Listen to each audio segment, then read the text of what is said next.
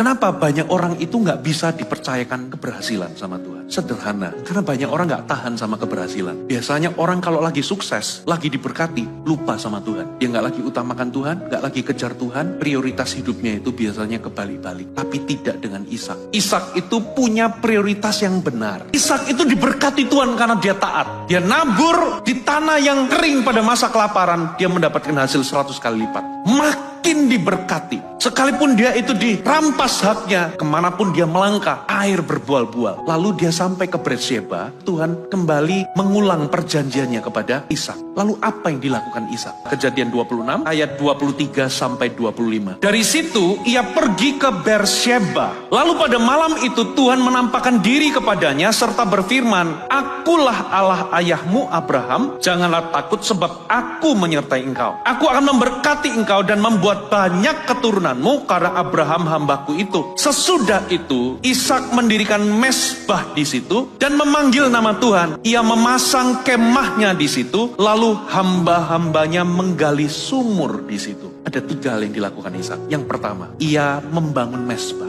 Lalu yang kedua, ia mendirikan kemah. Baru yang ketiga dikatakan apa? Ia menggali sumur di situ. Membangun mezbah itu artinya itu kehidupan doa kita, penyembahan kita atau hubungan kita kepada Tuhan. Orang biasanya makin sibuk, makin diberkati, justru makin menghilang. Ini tuh bicara tentang pelebaran kapasitas. Bisa nggak Anda berpikir, aku akan memperlebar kapasitasku demikian rupa. Aku akan jaga hatiku supaya semakin aku banyak usaha, tapi aku masih bisa ke gereja, masih bisa ikut ke gerakan Tuhan, memenangkan jiwa, memuridkan orang. Berarti kuncinya di sini apa, saudara? Anda harus setia sama Tuhan. Bangun mezbah. Yang kedua, mendirikan kemah. Mendirikan kemah itu mewakili kehidupan keluarga kita. Berapa banyak orang makin sukses, tapi justru makin gak punya waktu sama istrinya, gak punya waktu sama pasangannya. Anaknya ngajak main, sudah gak punya waktu lagi, padahal anak-anaknya masih kecil, butuh mainan sama papanya. Anda makin sibuk harus punya waktu sama keluarga. Make the time. Jangan takut, saudara. Satu kali, kalau kita meninggal dunia, pasti masih sisa berkat Tuhan dalam kehidupan Anda. Utamakan hubungan. Yang ketiga, dia menggali sumur. Menggali sumur itu bisa bicara tentang pekerjaan, bicara tentang pelayanan.